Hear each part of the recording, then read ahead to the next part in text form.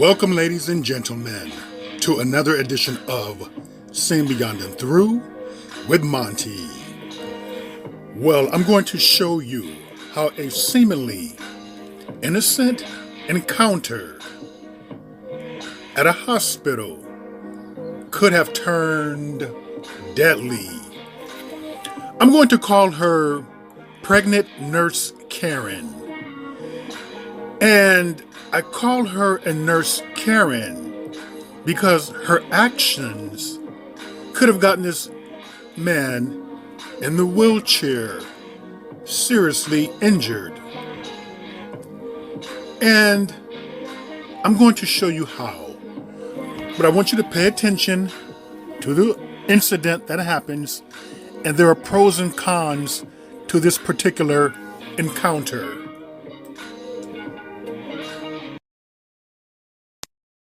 Damn, fuck that. Don't use that language. I'm not going to put up with it, and I will call security. You ain't got to put your finger in my face. I will, because you're rude. I want you to go back in your room. I'm going to tell you just like this. I'm a gangster, lady. Trying to leave me alone.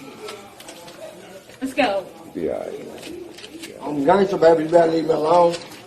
And I'm pregnant, so I'm gangster too. I don't Get know in what your that room. means. I won't kill you there to The 5 tree's called million, baby. security. We're 52, 53. Long as I ain't home, been in her spinning. You know what's up? And I can see in the bottom of your eyes, you looking real weird. I don't mean to be moody. I'm just, unfortunately, this is my... I promise you. I promise you. Rambling. Have you been in his room, Miss Bobby? No one. You just sat there and told that bald face eye. Kidding me. And you really don't even look good, so you can't even lie, Kramer. Okay, so you heard and seen the encounter. So there were people who were against him, and there were people who were against the nurse. Now let me tell you what people said who were against him and his actions. They cited that he was very rude, that he was using profanity, that he was being outrageous, that he was not cooperating, and that he was outside of his room in the hallways. Now, having worked at a hospital, being part of administration, I'm very familiar with the policy and procedure. And there is no law, rule, regulation in the policy and procedure that prohibits a patient from walking about, or in his case, from wandering about in the hallways. Barring they have no communicable diseases, they are allowed to go out of their room into the hallways. It is a hospital, not a prison. Another infraction in which I seen in which she did was that pointing her finger at him like he's a child. He's a grown man. And pointing the finger is very condescending. It's extremely rude. And it's one of those things that can set the wrong person off. It's confrontational in the wrong way. And she was wrong in that regards. She seemed to be annoyed and very frustrated that he was out of his room. Once again, they are allowed to do that. And she called security, which could have ended badly. Having worked in the hospital, I have seen security rough up many patients and visitors. This is a black man too. What type of a threat does he pose with having no legs? To be honest with you, sometimes a nurse can just walk away. He's not in distress. He doesn't need medical attention. She can just walk away and tend to another patient or tend to her paperwork.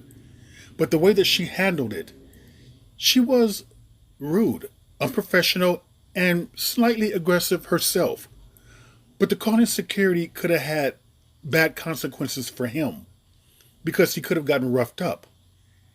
And this in turn could put the hospital at a risk for a lawsuit. So her actions to me were extremely unprofessional.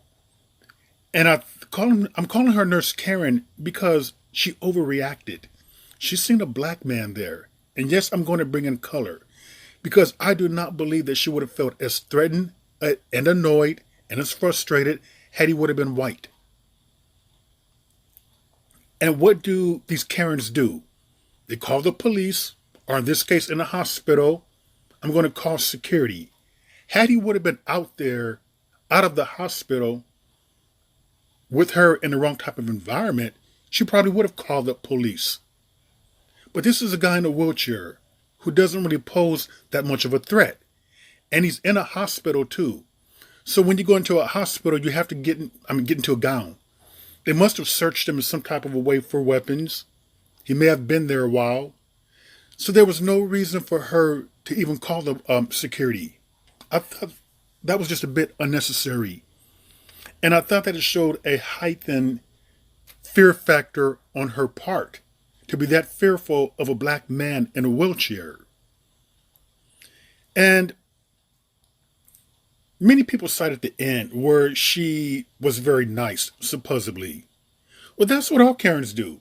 If you talk to the female who was involved in the Emmett Till lynching, she's very nice to date, seemingly. Supposedly she's a Christian. But they all do that nice act towards the end. Once they have some type of conscience that creeps in, they feel a little guilt, and then they go into this little nice trip. Oh, well, I'm pregnant. My hormones are up. They're raging. And that's what some people said too. If that's really the case about her being pregnant, stay home. Can't you go and leave right now? Why come to work and be miserable and take out your anger, frustrations, and short tempers off on patients? That's another thing. Hospital staff is not supposed to do that. So with this video clip right here and this being taped, he can possibly file a grievance. I don't know how far it would go. I'm not saying I'm encouraging it or not discouraging it. I'm just saying because I'm doing the video.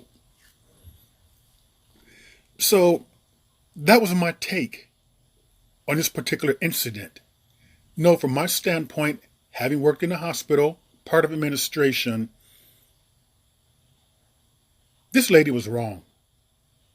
She was definitely in the wrong.